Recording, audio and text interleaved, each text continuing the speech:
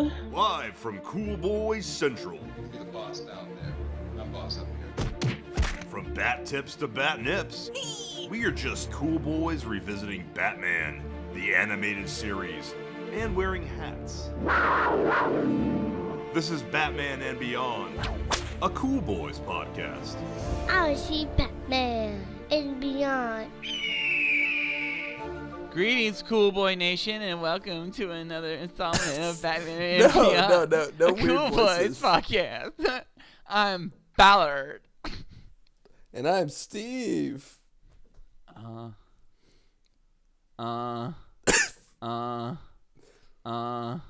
is this what it's going to be like? Steve, you say Oh, wait, what? Steve, you say So cool. Tonight's episode is The Laughing Fish, You know, this one hit home because I'm an attorney.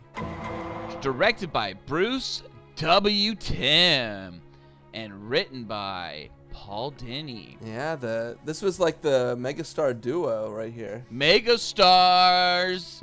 It is. Well, yeah, absolutely. The showrunners. And you can see it in this episode that they're just having fun. It's a mix of Batman and kind of it kind of does feel like it's a silly episode with Joker in it. It's like a Looney Tunes. That's right, Steve. The villain of this episode is the Joker and Harley Quinn. That's what it says on Wikipedia. Wikipedia says, did I say that earlier? I didn't You have say that. not. This aired primetime January 10th, 1993, and aired weekdays April 27th, 1993. Steve, Wikipedia says Joker creates a toxin that affects only fish, mutating them into Joker fish. Then he targets innocent men who refuse to copyright his Joker fish. The Joker also captures Harvey Bullock, and Batman must rescue him and foil the Clown Prince of Crime's insane scheme. Steve, there's a couple notes here from Wikipedia. This episode is based on 3 Batman comics blended together. Wow. The Joker's 5-Way Revenge from Batman number 251 from September 1973 by Denny O'Neil with art by Neil Adams. Neil Adams was a great Batman artist. Followed by The Laughing Fish and Sign of the Joker from Detective Comics number 475 and number 476 of February and March of 1978, both by writer Stephen Englehart with art by Marshall Rogers. I don't know his art, actually. I know, and someone's gonna be like, "Shame! You fucking what are you even doing a fucking Batman podcast for?"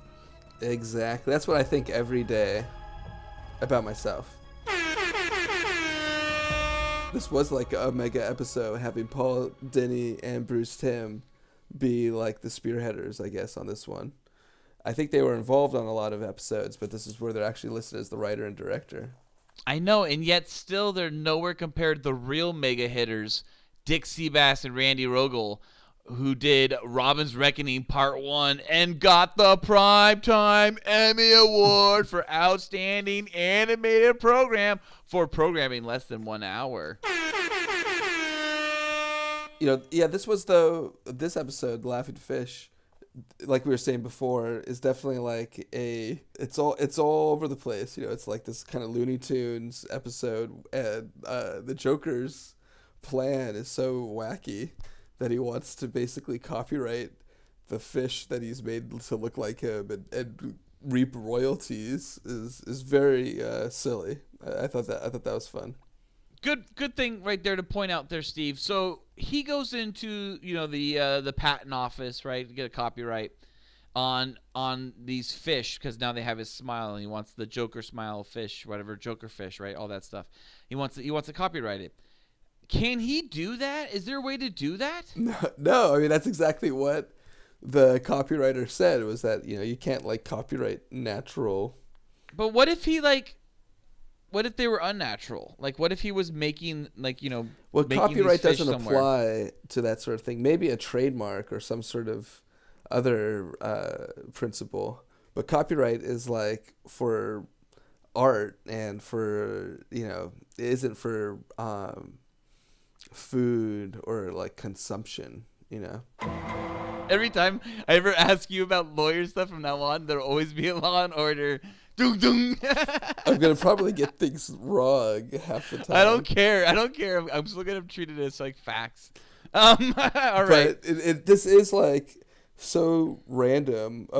They've had the Joker come out with really mostly straight sort of forward plots on this one. This one's like, I'm gonna make these fish turn into Joker faces and then blackmail various trademark and copyright offices so I can make money off it. It's fairly convoluted, and it is. It's very. But it's silly. jokery. Yeah, it's definitely. jokery. It's the most jokery I feel like that he's been. Yeah, it's like fun Joker. It's like Joker is just like bored and he's just like, guys, let's just fuck around. I'm gonna do some shit with some fish with some toxins. It'll be fun. Something I want to point out that was at the very beginning of this episode, before we go any further, is that this is the second time we have had an animated title card. The first time being Heart of Ice, which was just simple black title card with white snow falling in front of it. But this was different. This was a store shop with the sign. With a sign blowing in like the rain and stuff. It was, there's some animation there. This is going to be a theme that they roll with when they switch over, if I'm not mistaken, to the Adventures of Batman and Robin. But it made me really miss the beautiful, static painted title cards, and they're so great. They really are. I love them like that. I don't like the animated title card. Very good point. I mean, this time when they started bringing it into more of an actual reality, it was still different with Heart of Ice because it was simple. It was just black painted. and white. Yeah, it seemed like it's just motion paint. Yeah, really. Other than that, I mean, I just wanted to kind of just at least call back to that because I thought that was interesting that there was an animated title card. The beginning of the end is what you're pointing at. We do see, a boat pull up with a whole bunch of, Joker fish in it. They're already catching them out of the bay and whatnot. They're all horrified. The fishermen are like, they are. I would be. You cut off the head, right? I mean, you don't eat the head of the fish. Yeah, but I'm still wondering, what's running through its blood that I would be eating. There's so much disgusting toxins. These fishermen shouldn't be carrying. They just are getting a buck. You know what I mean? I was reading nowhere on the internet and just heard it randomly in the office somewhere. Was that somebody said that getting farm fished, or was it a farm raised fish now, is better than getting ocean fish or fresh fish because fresh fish has something. Or no, just because the fresh fish is more likely to have plastic in it and chemicals in it and shit like that and mercury, and it just kind of sounds like if that is true, I will do no research to find out. But if that is true, that sucks. That's kind of crazy. Mm-hmm. Cool Boy Nation, let me know if that's true or not. Do you ever get responses to those things?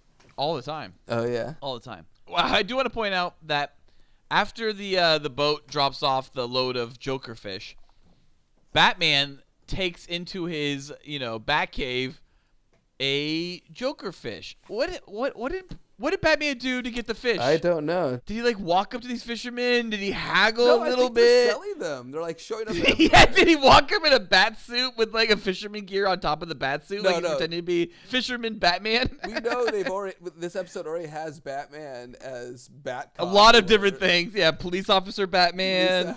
Thomas Jackson Batman. Yeah, but absolutely. We just saw the commercial that they had. That was a great Joker commercial. That was an amazing, very silly, slapsticky Joker commercial. Oh, straight out of 1989 Batman. Absolutely. He's making Harley eat the fish when she doesn't want to. Mm-hmm. What's kind of upset? It says she's wearing an apron that says "Kiss the Cook," and the entire time watching it, I'm thinking to myself, shouldn't it say "Kiss the Crook"? Shouldn't there be some kind of pun there? It's a Joker thing. I just felt like there was a lost opportunity there. I don't know. I mean, what do I know, though? This is Bruce Timm and Paul Dini. Yeah. What do you know? This is Joker's 5th episode as a bad guy. He's been in multiple background scenes so far. And Harley's 2nd episode as a bad guy, Steve. So it's nice to kind of get back into the continuity. This is definitely one where you see Harley being abused by the Joker. Oh, for sure. And you could see that, the beginning of her, I want to be away from the Joker. Bullock straight up calls her out on it at the end. He's like, what do you mean? He's an abusive, homicidal maniac. And she's just like, I know, but I love him, or I could turn him. Mm-hmm. And it's just like, oh, God, this is sad. 90s cartoons. You could not do that today. In fact, you could not do that today. That Suicide Squad, a movie that was PG-13 that was like a quote-unquote hard PG-13 film, almost could have been R-rated. Even it shied away from Harley being beaten by Joker. Well, this is a cartoon, so it's a lot easier. Oh, I wanted to also note that, he beats her in these cartoons. He flat out smacks her in these cartoons. The animation for when they turn, when they get the toxin, when the copyright guy gets hit with the poison is really good. Really, it is. It's anime like. It's absolutely like you get that sense of anime, like that style, that detail, kind of even within like the simple few lines that they draw. Like and like the way the mouth bends up and you see the gums pulled back. It's really cool. Very frightening. Especially for a kids cartoon to have the copyright guy, this random guy, he's transformed after getting Batman's toxin. He's still like his eyes are all bulged and his face is all. Yeah, Bat says he's fine and he'll be back to normal in no time flat. He literally says that. But yeah, he looks fucked up. Like it's one of those things you look at him, you're like, I don't know if he's gonna be back to normal. Bat. That's hard to say back to normal. The same thing later on when the other guy gets hit. He Thomas Jackson. It definitely transforms their body. It seems like. It definitely does. I love the Thomas Jackson one because it's so like.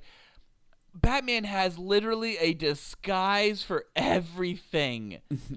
Like, I mean, come on. Like, who has a Thomas Jackson disguise? Well, he probably has like a 3D printer before there was 3D printers or something. You're right. He's like Ethan Hunt. He's straight Mission Impossible. Mm-hmm. He made it just for this. He's so rich. He's doing it all the time, everywhere. He just pops them out. Boom, Thomas Jackson. But yeah, he still goes as police officer Batman. Like he's just Batman under a police officer. That was so silly. Yeah, I know. Like what? Well, that was like janitor Batman. Police officer uniform. And how did he get that police officer outfit? Do you think he knocked somebody out and got the? He took it from. No, he has it in a closet full of all these different costumes. Where he had janitor Batman. He has police officer Batman. He has all these things. Thomas Jackson costume. He's got it all there. Who else? He has Yosek in there. He's got Baron Yosek's outfit in there. I mean, that is scary looking. And so it instantly turns them into a Joker. It's basically like the 1989 Batman movie. Right. So what Steve is pointing out, people, sorry, he didn't really describe it further than that, was what is scary, is that Thomas Jackson just turned right now as we're watching. And he is in the Batman costume because Batman was pretending to be Thomas Jackson in the Thomas Jackson costume. And he got what, Steve? Cat scratch fever. Oh, I don't want to go too far because we might be talking about cat scratch fever soon. I thought he got bit by his cat. Well, he got cat bit fever. I like how Bullock knew where to go faster than Batman in this. Bullock shows up, and it takes Batman like some time to like go back. They both realize that the fish is special, but Batman has to go back and go to his computers. But Bullock, he's just like instantly there, and he's like, you know what? And he even points it out to Batman after he gets caught. He's like, I'm caught, but I was here first, you dumbass. Yeah. Bullock is awesome. Bullock's the man. Okay, maybe this, Steve. What if Bullock just really likes Oceanside Aquarium, and he just wanted to go check out the little fishies? Uh-huh. And he broke in. Why didn't you give being him a bad credit cop again? Where credit's due? Because we didn't see him actually do any He said it. He realized it.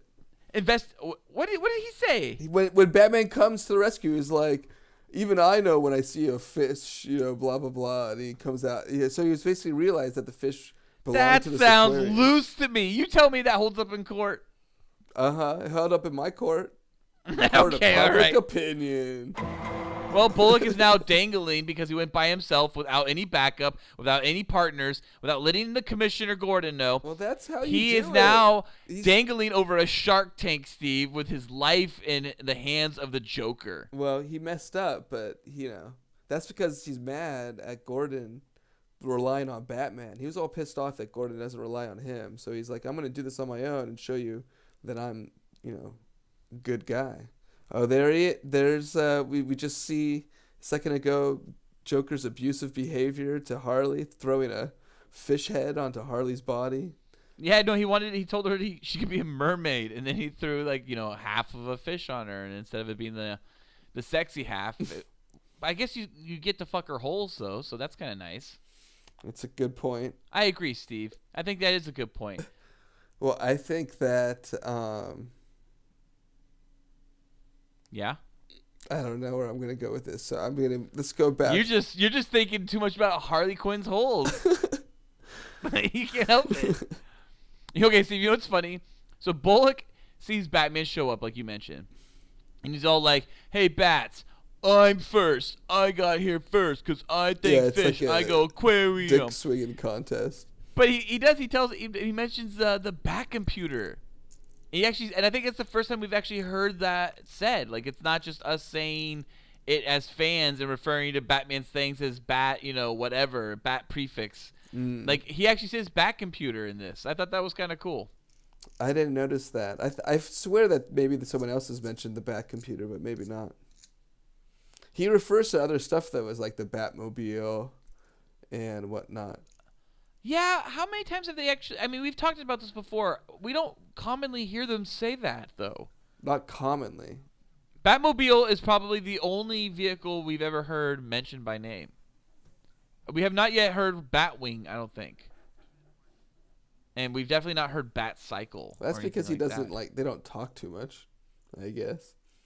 They don't. Mention their things. Well, there's no need to, right? I mean, that'd be the weirdest exposition ever.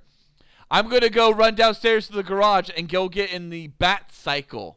Okay, I will use the Batwing. Yeah, I think that a lot of times networks want them to mention all that stuff so that it is. Of course, because the children are there with notepads and they're taking notes like, Batwing, got it. All right, we're getting that for fucking Christmas. All right, Batcycle, yep, asking for that for Saturday when I'm really good at the soccer game. Absolutely. So just right now in the episode, though, so Batman finds Bullock hanging and he decides to sacrifice himself. He's like, take me instead of Bullock. But why does he think that the Joker would ever be Allow a fair guy Yeah. and be like, okay, here you go, and then let Bullock live? I'll tell you why, Steve. You want to know why, Steve? Why? I'll tell you why, Steve. Because love is blinding, and they love each other so much. Who's they? And it goes both ways. And Joker and Batman, at different times, they're blinded by their love. And this time, Batman is blinded by the idea that Joker might be willing to, let Bullock go if it's just for, Batman. Mm-hmm. Their hatred of each other? It's not the case. Sorry, Batsies. Sorry, but you do get a sick-ass Batman versus shark sequence, which turns into, like, Batman riding a shark sequence. It is pretty badass. They just, throw that in there, like, okay, then Batman's inside this aquarium, and he's riding the shark, and he's twirling, and then he's using the shark to bust through here. It's kind of really elaborate, huh? It is. No, it's awesome. It's great. Like underwater acrobatics. I guess you wouldn't call them acrobatics. What do you call them? Did you think that Harley seemed kind of concerned or not too happy about what was going on? No, I mean, I felt like she didn't seem to. She's kind of always a little bit the lighter shade of gray than Joker is. Like she's kind of Joker's real dark gray, right? But like Harley, I think she has her morals kick in sometime, and she's just like, not really cool. We shouldn't probably do that. I do wonder why Batman though didn't use his shark repellent from his oceanic bat sprays line on this one, because it makes sharks explode, within seconds of being sprayed. So that would have saved his day. Oh, there you go. There's another bat prefix, bat spray. Oh, and then when Joker walks over and fucks with Harvey and Bats in the shark tank, he walks over to the crane, and before he kicks over the the little kill switch button that screws everyone over, he goes la da dee la da da, yeah. And I am a huge fucking Three Stooges fan, And I am immediately attracted to any sound that Curly makes. I am a Curly fan more than I am a Shemp fan. I have a note here that on the Three Stooges that basically, I guess later on in the series, the new Batman Adventures, which is kind of the new iteration of Batman and Robin, is that the Joker has a trio of goons named Mo, Lar, and Kerr. Oh, Mo, Larry, and Curly. Yeah. So not even a Shemp fan there.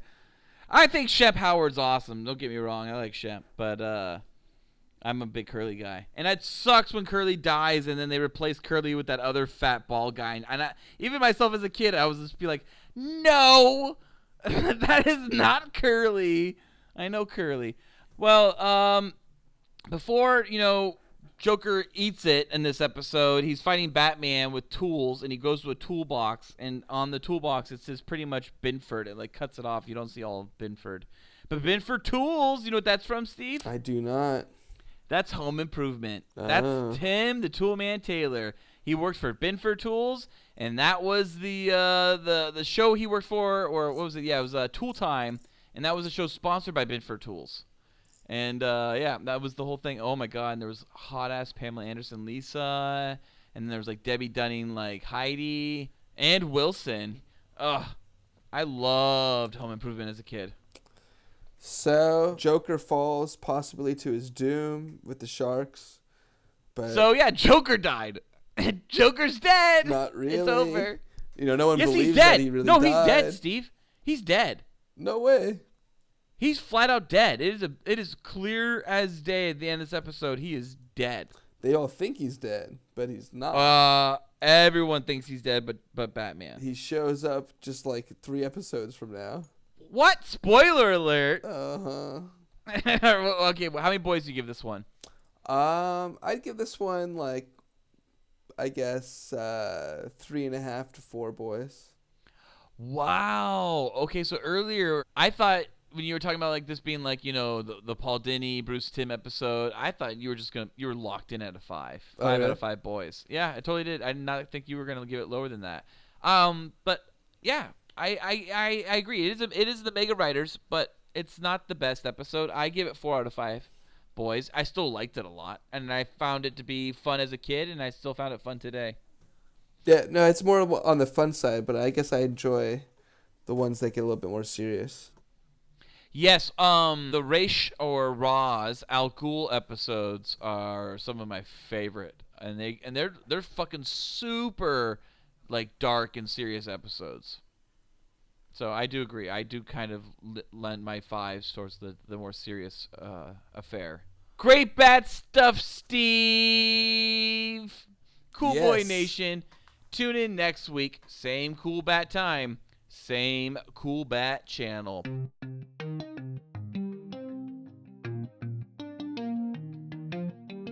Cool Boy Bat Nation, be sure to let us bat know what you bat thought of The Laughing Fish, or what your favorite bat episode is by bat emailing us at batmanandbeyondcoolboys@gmail.com. New episodes come out every Tuesday. Also, please check out our other great Cool Boy Central content with the Cool Boys Podcast on iTunes, SoundCloud, Google Play, and Patreon. Be sure to like and subscribe to the Cool Boys and review us on iTunes. Also, donate to us on Patreon. It only costs $1 and you will receive special access to content too hot to air. You can find the Cool Boys on Patreon at www.patreon.com/coolboyspodcast. Thank you for listening. Stay cool, Cool Boy Bat Nation. Until next time, it's Byzies from Ballard. And Byzies from Steven. So cool. Batman And beyond. Oh, yeah. Batman and beyond.